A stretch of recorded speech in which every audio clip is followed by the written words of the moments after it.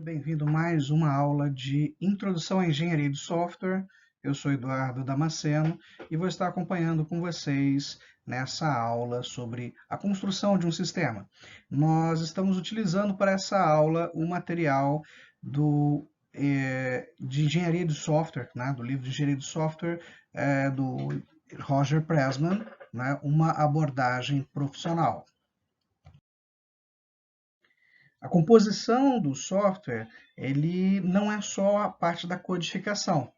Nós temos também a documentação do software. A documentação do software contempla 3 grandes núcleos. O primeiro núcleo é o documento do software em si, os manuais, os elementos que nós utilizamos para fazer a manutenção deste produto. Nós temos também a questão sobre a segurança, os meios de comunicação, o suporte que o software precisa, tanto para a instalação quanto a utilização do dia a dia. E, por último, nós temos a documentação do usuário, que basicamente é o manual do usuário, o manual de treino deste usuário.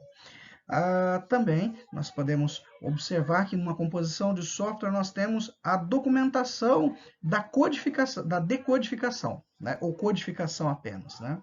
A codificação envolve não apenas o software em si, mas envolve a codificação que você utiliza no banco de dados, o tipo de banco de dados, né? O tipo de segurança que você implementou, se foi segurança por usuário, se foi por segurança encriptada, se foi por tipo de dados diferenciados, né? E depois, mas não menos importante, nós temos também a codificação em linguagem de programação. Consideramos também que dentro da composição do software, os testes, a verificação, os testes de bancada, né? Ou que a gente chama de teste com o usuário, para verificação da usabilidade, se ele é possível ser utilizado ou não. Nós temos, além da documentação, né, e a verificação e a codificação, nós temos alguns elementos de software que são importantes. Por quê? Porque ele vai dar a análise da precificação. Quanto que custa o serviço de software? Quanto que custa o software em pacotinho, o software em pacote, o software fabricado. Então, nós temos que trabalhar com a gestão de contratos de software, a precificação do software, né? E, por último, mas também não menos importante, o plano de vida do software. Esse software ele foi desenvolvido com uma expectativa de vida para 5, 10, 20 anos. Opa, então você tem que prever que durante esse plano de vida, né, seja curto, médio ou longo prazo, né, o curto prazo de software é 3 anos, né, um tempo médio, vamos falar assim, de 10 a 15 anos. E olha porque um software viver tanto tempo assim, ele precisou de fazer várias e várias atualizações. Então, podemos dizer que existem algumas etapas na produção do software e toda essa produção de software começa com um princípio básico. O software existe para quê? Bom, ele vai resolver um problema. Então, esse software vai resolver um problema na área contábil, financeira, vai ser um aplicativo de escritório, ele tem que, por objetivo, resolver um problema. Então, aqui, quando você tem um problema a ser resolvido, né, você tem que pensar, bom, quais são os passos para resolver o problema? Então, a partir da definição do problema, a gente identifica primeiro qual é o problema e depois a gente escolhe qual é a solução possível para esse problema. Normalmente, um problema não tem uma única solução, ele tem várias. E aí, cabe a nós, né, programadores, engenheiros de software, decidir qual é a melhor solução para aquele tipo de problema, para aquele problema em si.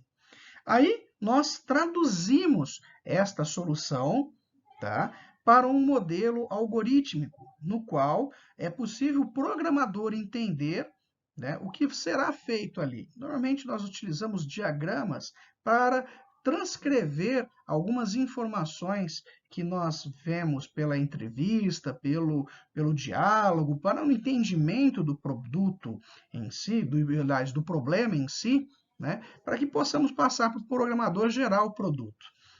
E logo em seguida vem a etapa que a gente chama de compilação do programa. O programador vai pegar essa transcrição algorítmica e vai transformar em uma linguagem de programação e criar realmente o produto.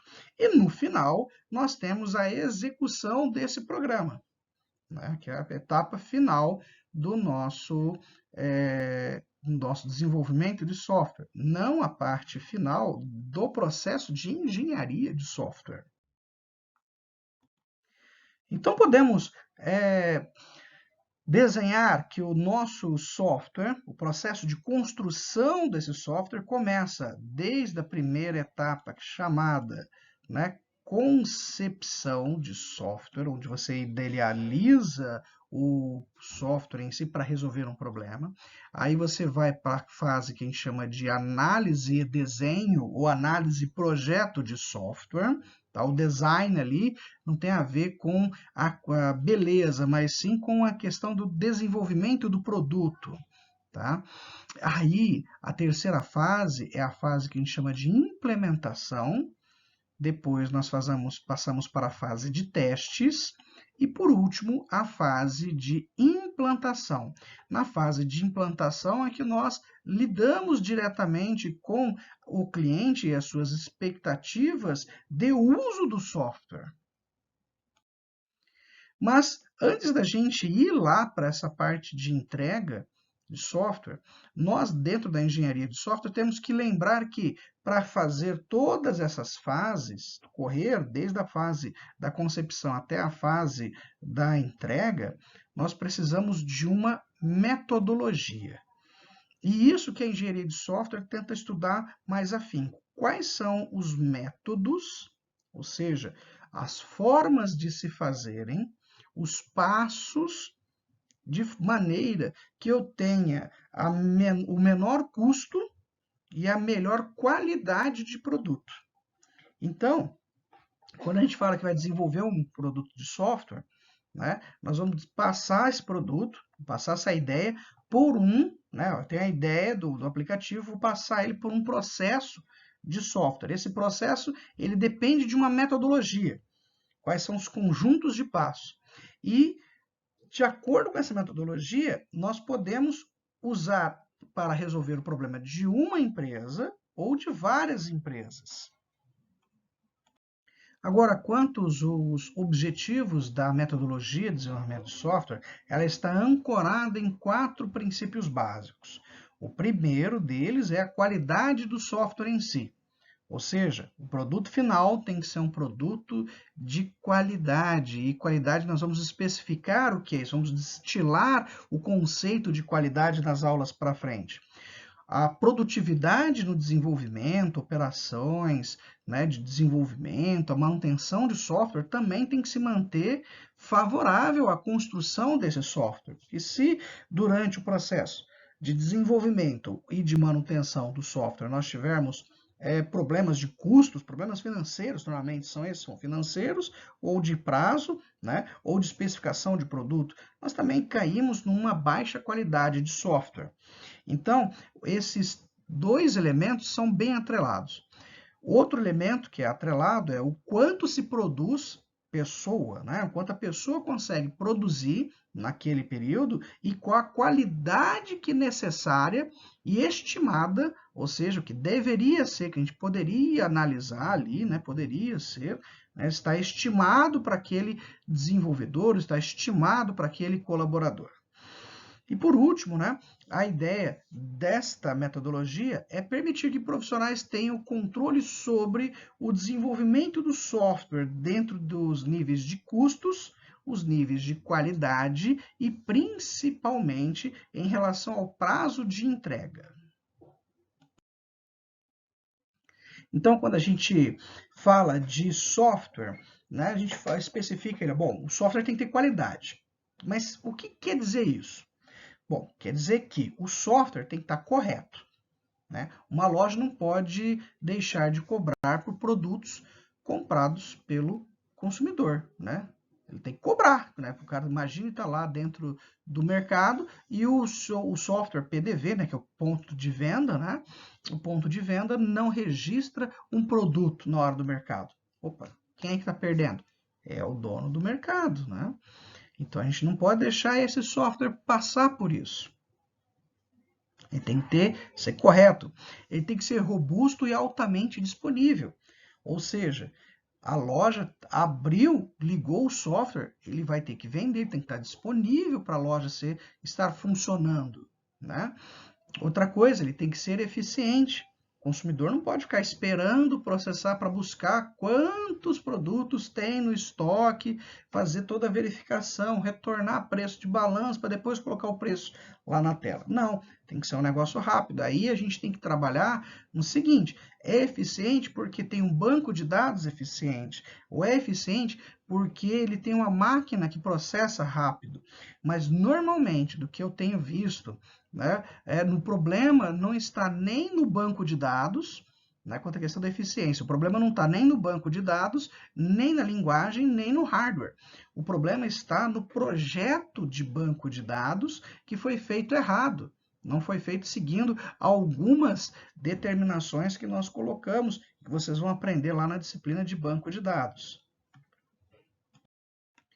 Outra coisa, o software tem que ser amigável e fácil de usar, porque se ele não for nenhum nem outro, né, a empresa vai investir sempre em treinamento e sempre vai ter desgaste de retreinamento, porque os usuários vão acabar esquecendo de uma função, vão acabar não operando corretamente. Então, ele tem que ser algo que a gente chama, né, dentro da computação, sensível e adaptável, de maneira que um software funcione, né, sempre foi feito para uma empresa, mas aquele nicho da empresa, ou seja, aquele nicho econômico, ou seja, eu fiz um software para uma padaria. O software de padaria também serve no software de confeitaria, para uma empresa de confeitaria, que também serve para loja de doces, que também serve para uma loja de picolés, por exemplo. Né? Ele pode ser extensível e adaptável. Então, essa é uma qualidade do software. Ele pode ser reutilizável, ou em parte ou em sua totalidade.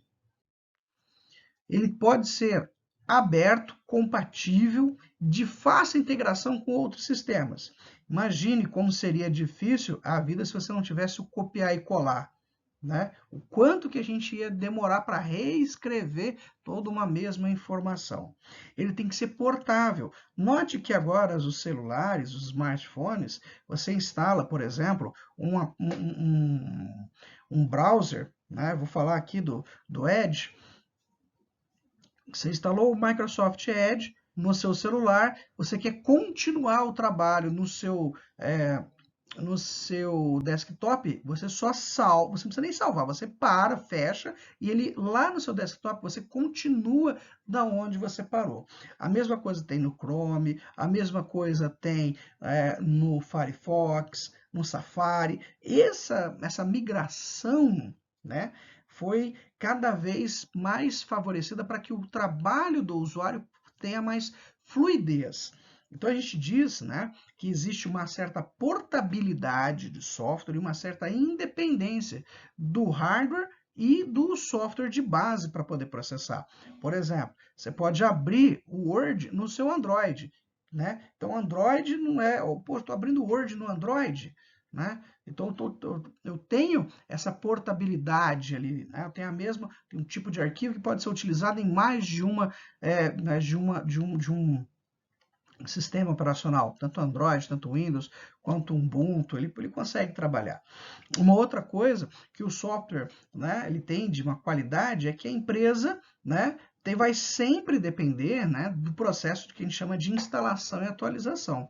Não sei como é que foi feito o contrato, mas se foi pensado no processo de que eu devo instalar, que eu devo atualizar, que eu devo dar a manutenção, eu tenho que estar preparado para fazer esses processos durante os atendimentos que eu tenho ali.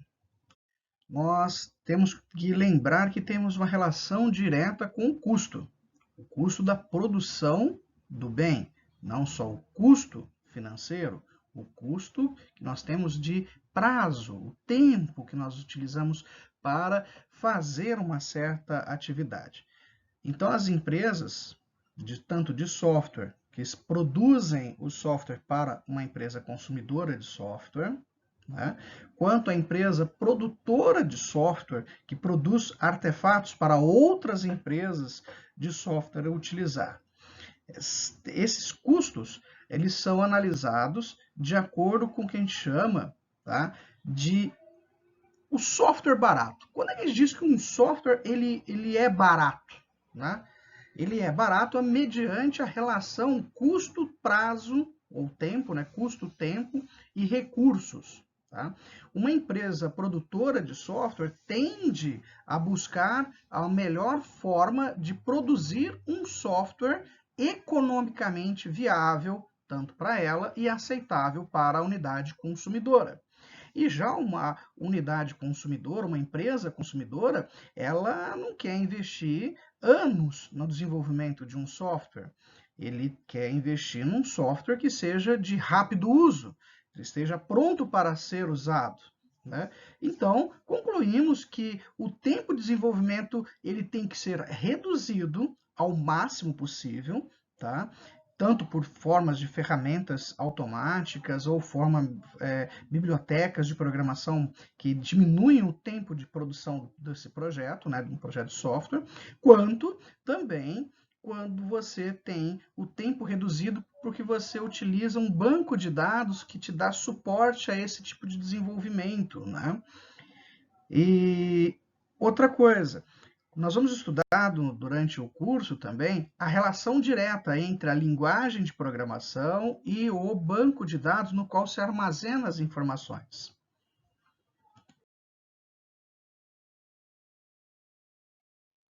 Mas quando a gente fala de software barato, né, a gente tende a pensar no seguinte: nem tanto os resultados baixos de custo, mas nem tanto também o tempo de entrega, o delivery desse software que a gente tem utilizando assim o baixo custo dele.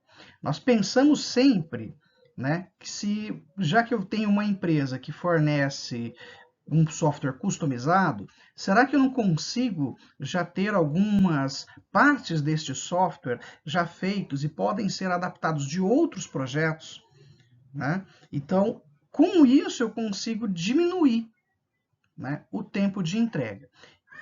Esse termo que nós utilizamos para aproveitar projetos ou pedaços de software de outros projetos, tá? É chamado reuso de software. E o reuso pode ser pela sua extensão, ou seja, está no estado bruto, aí eu melhoro algumas funcionalidades, né, aumentando essas funcionalidades, criando novas, mas ele tem um estado, né, inicial e aí ele é ampliado.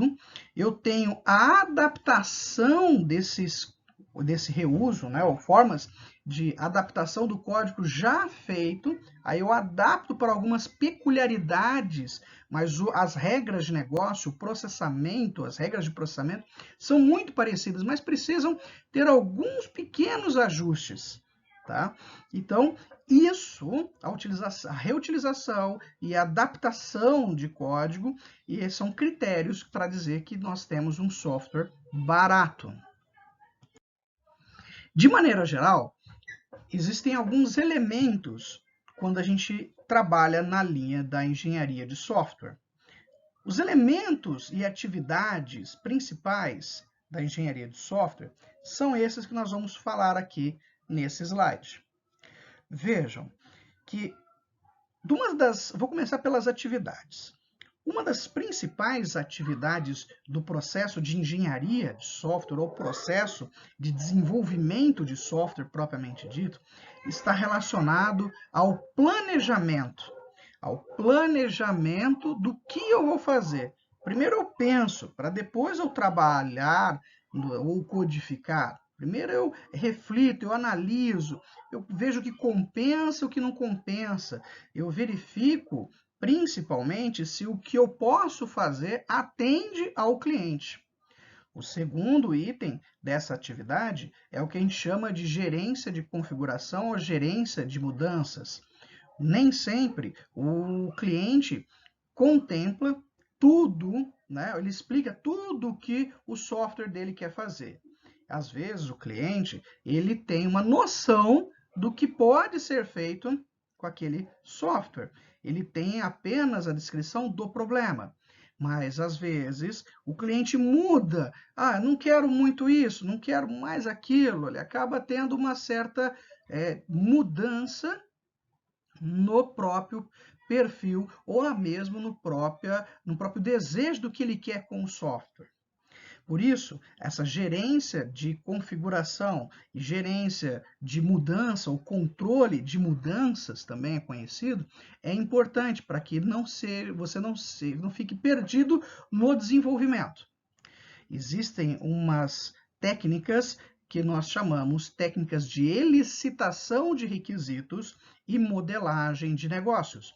As elicitações de requisitos é um documento, mas normalmente essas elicitações de requisitos são anotações do dia a dia.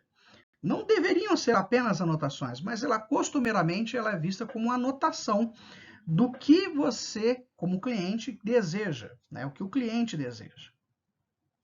Baseando nessas anotações, nessas anotações obtidas por entrevistas, estudos, né, percepção, você vai lá em loco, ou seja, vai lá na empresa e analisa o que está sendo feito, né, observa o que é que aquela empresa que você está atuando está fazendo de certo e errado, que você pode melhorar, agilizar, verificar principalmente documentação, né, os papéis, principalmente da parte contábil, os papéis administrativos que cada um, né, executa ali dentro da empresa.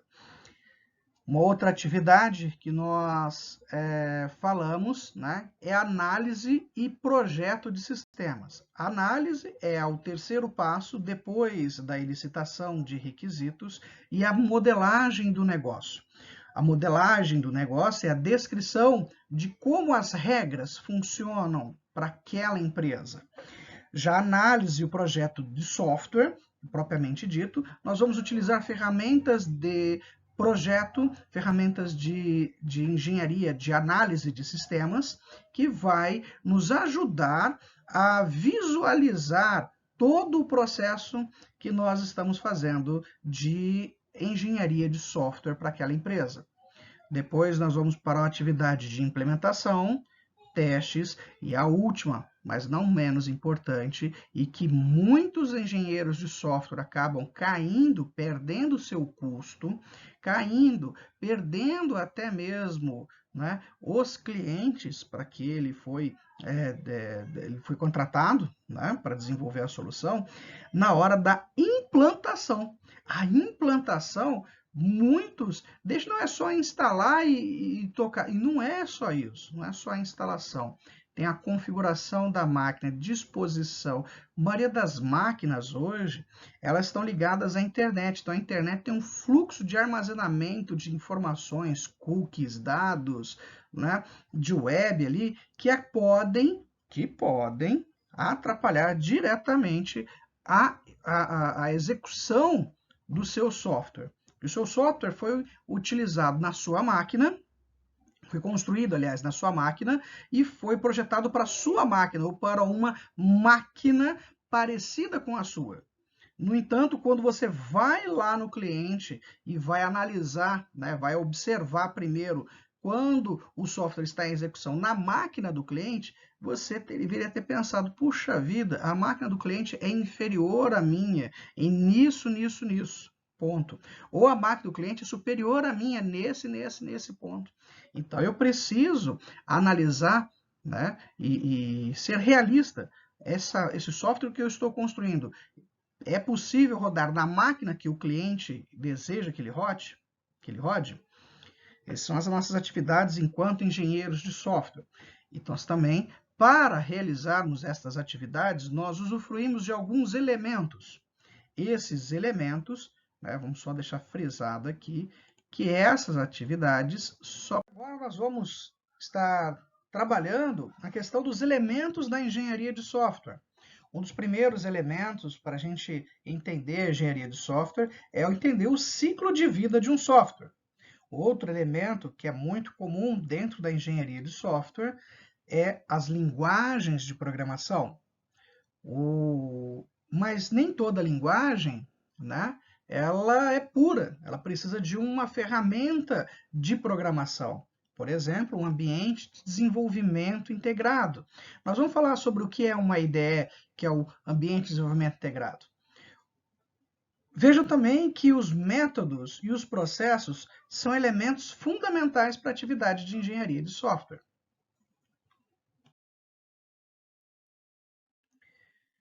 Considerando que um software ele pode ser medido, criar um software pode ter uma certa dificuldade devido à sua complexidade e devido ao seu tamanho, ou seja, a extensão, a abrangência que esse software tem de resolver problemas, nós podemos dizer que um software é mais fácil, mais difícil, vai demorar mais, demorar menos.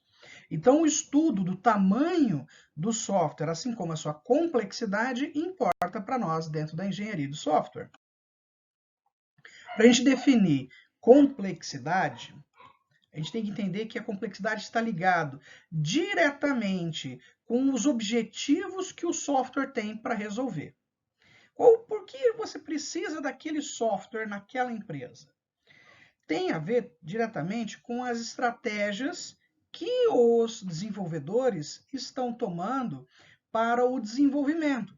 Cada estratégia vai atingir, né, vai ser usado, aliás, por um método, né, e esse método de engenharia de software deve ser seguido. Você não pode ficar mudando os métodos para adequar a sua estratégia de projeto de desenvolvimento.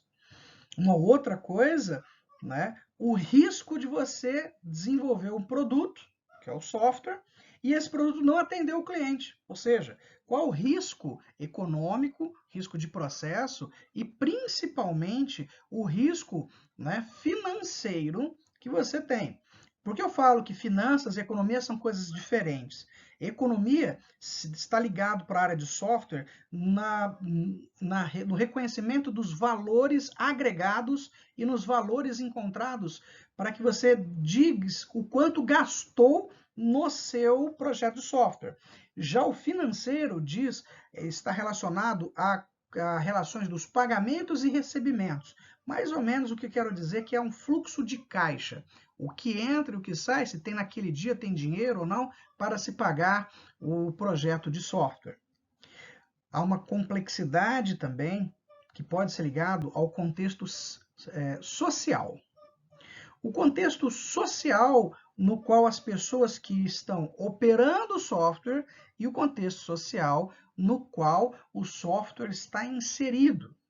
A estrutura de uma empresa, né? A equipe de trabalho que é necessária para construir. E duas coisas são importantes para a gente definir a complexidade do software. Primeiro, o grau de inovação. O quanto inovador esse software é. Qual é a característica principal dessa inovação? E quais são os recursos necessários e consumidos para que esse software entre em operação?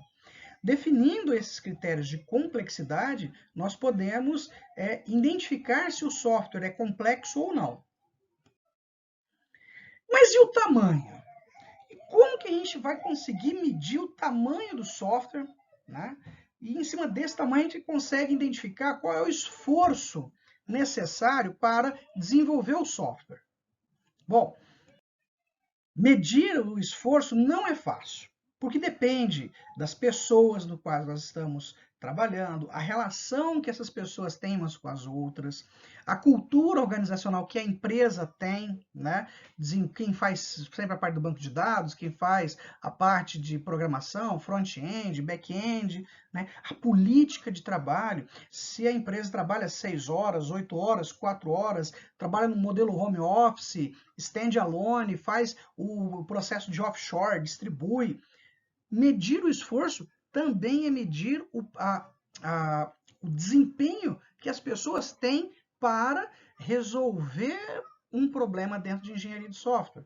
E quando a gente fala em medir o esforço das pessoas, a gente tem que medir também, né, considerando também o conhecimento e a competência que essas pessoas têm para desenvolver um software, para desenvolver um projeto. Competência está relacionado basicamente ao que ela aprendeu na formação. E conhecimento está relacionado diretamente ao entendimento da tarefa, né? Ela consegue compreender o que deve ser feito naquele módulo, naquele pedaço de software. Então, nós podemos criar estimativas. E essas estimativas vão sempre estar relacionadas. Lembrando sempre, pessoal, ó, muito importante, é pessoas, atividades. Ou eu posso falar custo sobre essas pessoas, sobre os meus recursos humanos. Ou eu falo de custo em relação à minha atividade. Então, o esforço eu vou sempre medir com essa perspectiva, tá? Bom, pessoal, muito obrigado porque você ouviu quase 32 minutos de aula e eu espero que você consiga resolver os próximos exercícios que nós teremos nos slides sequentes. Muito obrigado e até a próxima.